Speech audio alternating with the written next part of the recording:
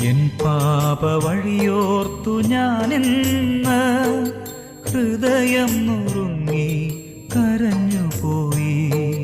കർത്താവേ, ഞാൻ അശുദ്ധനാണേ, അശുദ്ധരാം മാനുഷർക്കിടയിലാണേ